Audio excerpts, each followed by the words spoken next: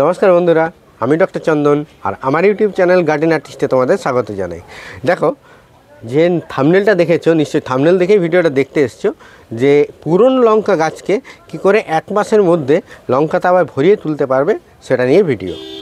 তো ভিডিওটা শুরু করার আগে আমি তোমাদের একটা কথা বলি যে আমরা করি কি, লঙ্কার বীজ ছড়িয়ে তার থেকে চারা তৈরি করি এবং সেই চারাকে আস্তে আস্তে বড় করে পিঞ্চিং করে করে তার থেকে অনেক ব্রাঞ্চেস নিয়ে তারপর লঙ্কা নিই। এটা তুমি করতেই পারো, কিংবা নার্সারি থেকে একটা ছোটো ছোটো চারা এনে তুমি সেটাকে বড় আস্তে আস্তে করতে পারো। কিন্তু সেই গাছের থেকে, ওই চারা গাছ হোক বা নার্সারি থেকে কেনা গাছ হোক, সেখান থেকে লঙ্কা পেতে কম করে তোমাকে 3 থেকে 4 মাস ওয়েট করতে হয়।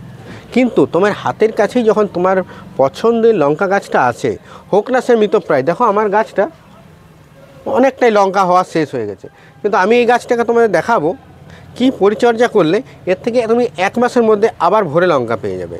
আপডেটটা আমি আমার পরে শর্টসে দেবো। আজকে তোমাদের জানাই যে কি স্টেপ বাই স্টেপ ফলো করতে হবে। পরিচর্যাটা ভালো করে দেখে নাও, সিম্পল। আমি একে আপলোড করব, কাটাই ছাটাই করব এবং খাবার দিয়ে দেবো। চলো স্টেপ বাই স্টেপ ভিডিওটা দেখো।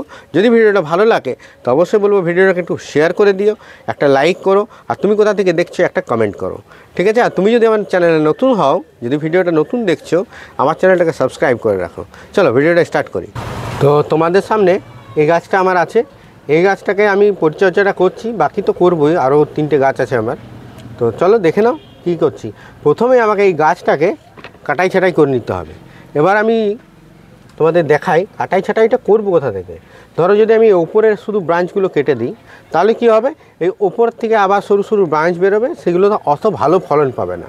আমি করব কি, এই যে গোড়া আছে, গোড়া থেকে তোমার 1 থেকে 1.5 ফুট হাইটের সমস্ত লঙ্কার এই যত ব্রাঞ্চেসগুলো আছে এগুলো কেটে দেবো। তো চলো আগে কেটে নিই। এই কাটাই ছাটাই না করলে তুমি গাছটাকে আপরুটটাও ভালো করে করতে পারবে না, মানে রিপোর্টটা, আর তোমার গাছে ভালো ব্রাঞ্চেস বেরোবে না।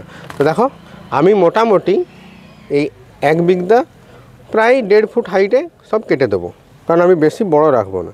হ্যাঁ, তো কাটবো 45 ডিগ্রি অ্যাঙ্গেল করে করে, ঠিক আছে? সব ডালকে কেটে দেবো। এই প্রসেসটা কিন্তু খুব ভালো প্রসেস। আমরা অন্যান্য যেমন গোলাপ গাছ করে থাকি, জবা গাছ করে থাকি, ঠিক তেমনভাবেই এইভাবেই তুমি যদি কাটাই ছাটাই করে গাছে আবার নতুন করে খাবার দিয়ে নতুন মাটিতে বসাও, তাহলে কিন্তু তোমার গাছ আবার খুব তাড়াতাড়ি রেডি হয়ে যাবে। দেখো, আমি কেটে দিলাম, এগুলো ফেলে দিই।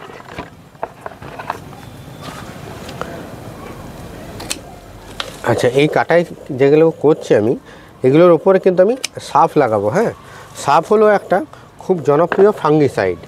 এবারে সাফটা লাগানোর কারণ কি, এখান থেকে কিন্তু তোমার ডাইব্যাক হতে পারে, ঠিক আছে? ফাঙ্গাল ইনফেকশন হতে পারে। আর তার জন্য আমি করব কি, সাফ লাগিয়ে দেবো। এটা পরে করব। হ্যাঁ, এখন মোটামুটি এটা হলো। এবার এই যেটা ঠেকনা দেওয়া ছিল এটাকে বের করে নিই।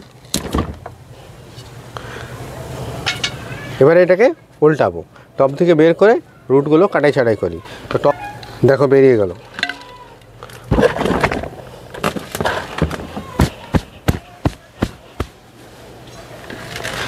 দেখো কত সুন্দরভাবে বেরিয়ে গেছে আমার টপটা।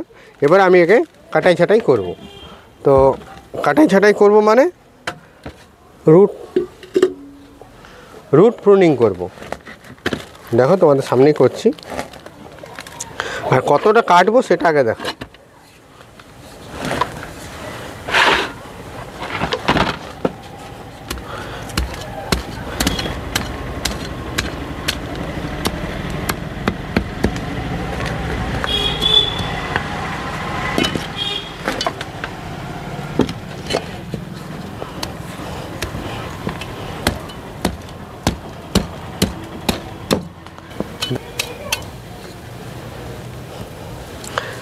দেখো কতটা ছিল আর কতটা করে দিলাম।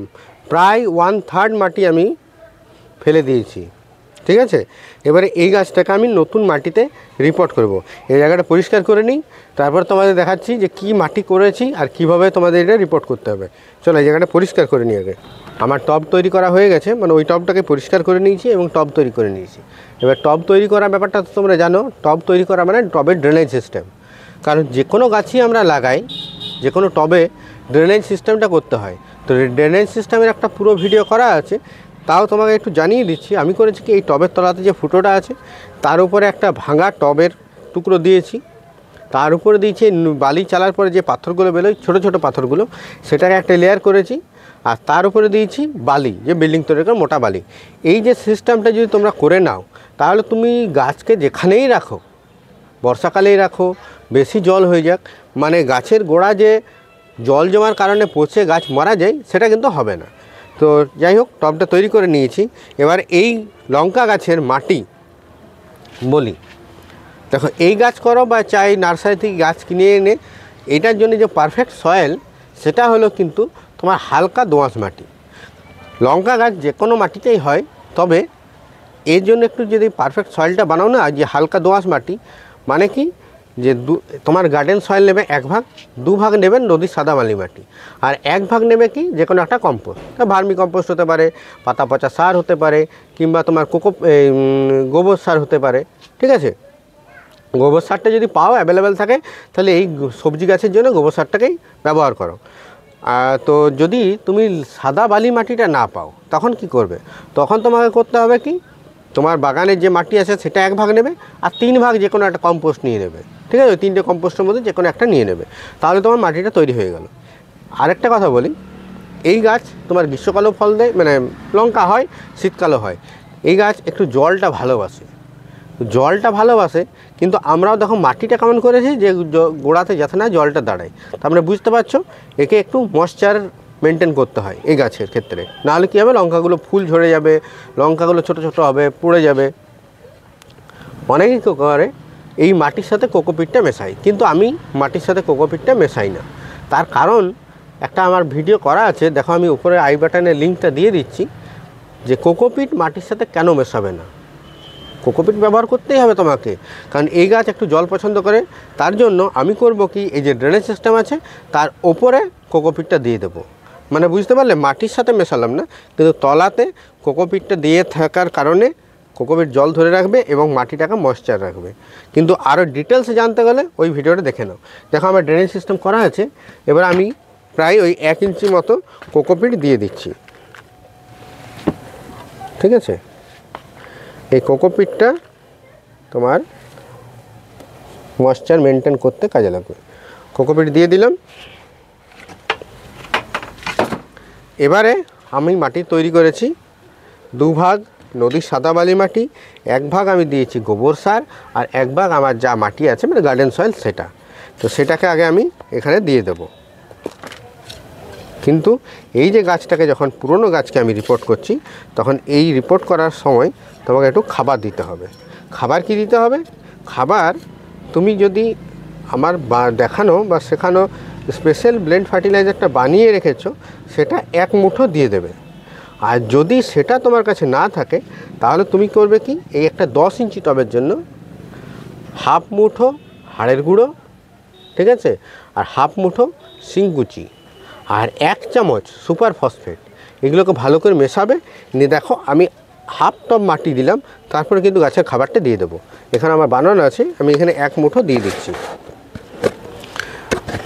এখানে আমি দেখো 1 মুঠো মতন ছড়িয়ে দিলাম। ঠিক আছে, এবারে আমি একটু মাটি দেব, আর মাটি দিয়ে গাছটাকে বসিয়ে দেব। এই যে একটু মাটি দিয়ে দিই খাবারের পর, বেশি মাটি দেবো না, হালকা, জাস্ট একটা লেয়ার।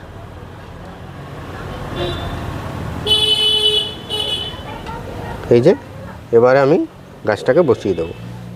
ঠিক আছে, মাঝ বরাবর গাছটাকে বসাবো, যাতে পরেও দেখতে ভালো লাগে আর গাছের গ্রোথটা ঠিকঠাক হয়। এবারে মাটি দিয়ে চাপা দিয়ে দেবো ভালো করে সাইডগুলোকে, গাছটা যেমন না নড়ে। তুমি দেখবে 1 মাসের মধ্যে কত সুন্দর গাছটা ভরে উঠেছে। তুমি এটার কিন্তু আপডেট আমি এই চ্যানেলেই দেবো, শর্টস আকারে, ফেসবুকেও দেবো। যদি আমার ফেসবুক আইডিকে ফলো করো বা আমার পেজকে ফলো করো, যেটা গার্ডেন আর্টিস্ট নামেই আছে, তাহলে তুমি ওখানেও দেখতে পাবে। দেখো মাটি দিয়ে দিলাম, কিন্তু মাটিটা একটু চেপে চেপে দিতে হবে। কারণ কি, এই যে মাটির দিলাম, এটা ঝুরঝুরে মাটি, এর মধ্যে অনেক এয়ার বাবলস থাকবে। তো এবার যখন তুমি জলটা দেবে, তখন সেগুলোকে ফাঙ্গাল ইনফেকশন ঘটাতে পারে সেই বাবলসগুলো। তাই আমরা চেপে চেপে দেবো। এবং এই যে প্রতিস্থাপন তো আমার হয়ে গেল, টব ভর্তি করে আমি জল দিয়ে দেবো। দেখো যে কোনো গাছই হোক, যে জল যখন পছন্দ করে না, তাও কিন্তু তাকে প্রতিস্থাপনের পর ভরে জল দিতে হয়। তাই এই যে আমার এটা হয়ে গেল, এবার আমি টব ভর্তি করে জল দিয়ে দেবো। টব ভর্তি করে জল দিয়ে দেওয়ার পর আমি একে রাখবো কোথায়? যেহেতু রুট কাটাই ছাটাই, ওপরগুলো কাটাই ছাটাই করেছি, মানে যাকে বলা হয় হার্ড প্রুনিং করেছি, তো আমি একে এখন 2-3 দিন ছায়াতে রাখবো। ঠিক আছে, ছায়াতে রাখার পর কি হবে, এ দেখবে আস্তে আস্তে পাতা বেরোচ্ছে। তাকে একটু সেমি শেড থেকে বের করব, হালকা রোদ, তারপর হালকা রোদ। যদিও এখন শীতকালে রোদটা তেমন কড়া নয়, তবে ডাইরেক্ট সানলাইটে দিও না, কারণ গাছটা মারা যেতে পারে। মারা যায় না যদিও, এত পুরনো গাছ। তো তারপরে রাখবে কোথায়? যখন তোমার গাছে পাতা ভালো বেরিয়ে যাবে, তখন একে ফুল সানলাইটে রেখে দেবে কিন্তু। কারণ এই লঙ্কা গাছ দেখো সেমি শেডেও হয়। ঠিক আছে, তুমি যদি তোমার ব্যালকনিতে বা কিচেনে যেখানে একটু রোদ আছে সেখানেও করতে পারো, কিন্তু ফুল সানলাইটে করলে প্রচুর ভালো ফলন পাবে এখান থেকে। গাছের খাবার কি দেবে? গাছের খাবার যে স্পেশাল ব্লেন্ড ফার্টিলাইজার বললাম, সেটা মাসে একবার করে দিতে পারো। তাছাড়া গাছ যখন তোমার 1 মাস বয়স হয়ে যাবে, তার উপর কি পরিচর্যা করতে হবে, ঠিক আমি 1 মাস পর আবার এটার একটা আপডেট নিয়ে আসবো এবং ভিডিওটা করবো যে কী তখন খাবার দিতে হবে। এখন কিন্তু এই যে সারগুলো দিয়ে তুমি গাছটা বসালে, আর এখন কিন্তু 1 মাস খাবার দিতে হবে না। গাছে যখন দেখবে তুমি কচি কচি পাতা বেরোচ্ছে, তখন কিন্তু পোকামাকড়ের খুব উপদ্রব হবে। লঙ্কা গাছে তো পোকামাকড়, পাতা কুঁকড়ে যাওয়ার একটা রোগ থাকেই। সেগুলোর জন্য যেমন দায়ী থাকে চোষক পোকা, যেমন তোমার থাকে অ্যাবিস থাকে, মিলিবাগ হয়, সাদামাছিটা হয়, মাকড় হয়, প্রচুর রোগ লঙ্কা গাছে বলতে গেলে। তো তাহলে তোমাকে কী করতে হবে? আমি 4টে কীটনাশক বলি তোমাকে, যেগুলো হলো কাকা, থিটা, সুপার সোনাটা আর কনফিডার। এই 4টে কীটনাশক যদি তুমি নিজের কাছে রাখো, ব্যাস আর কিছু রাখতে হবে না। কাকা, থিটা, সুপার সোনাটা, কনফিডার, এগুলো দেবে কিভাবে সেটা বলে দিই। দেখো, এই রবিবারে যদি তুমি কাকা দাও, তাহলে পরের রবিবারে থিটা দেবে, তারপরের রবিবারে সুপার সোনাটা দেবে। মানে এইভাবে ঘুরিয়ে ফিরিয়ে একে দিতে হবে। শুধু এই গাছেই না, তোমার বাগানে যত ধরনের গাছ আছে, মনে করো তুমি সবজি চাষ করেছো, বেগুন টেগুন, তাতেও দিতে পারো, স্ট্রবেরি দিতে পারো, ফুলের গাছে দিতে পারো। এই 4টে কীটনাশক যদি তোমার বাগানের জন্য তুমি রেখে থাকো, তাহলে তোমার বাগানে কোনো ধরনের রোগ পোকা আসবে না। ঠিক তেমনই এটাতেও স্প্রে করতে হবে। জলের ব্যাপারটা বলে দিই। দেখো, গাছ জল চাই, কিন্তু গোড়াতে যে জল জমে তা পছন্দ করে না। তাই আমরা তেমনভাবেই মাটিটা বানিয়েছি।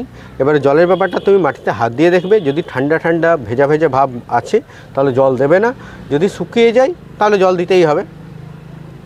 বাকি এই গাছের আপডেট দেখার জন্য আমার চ্যানেলকে তুমি সাবস্ক্রাইব করো, আর তুমি একটা কমেন্ট করো যে তুমি কোথা থেকে দেখছো। আর আরেকটা কথা বলছি, যদি ভিডিওটা ভালো লাগে তাহলে প্লিজ ভিডিওটা লাইক করে শেয়ার করে দিও। ততক্ষণ সবাই খুব ভালো থাকো, খুব ভালোভাবে বাগান করো। নমস্কার।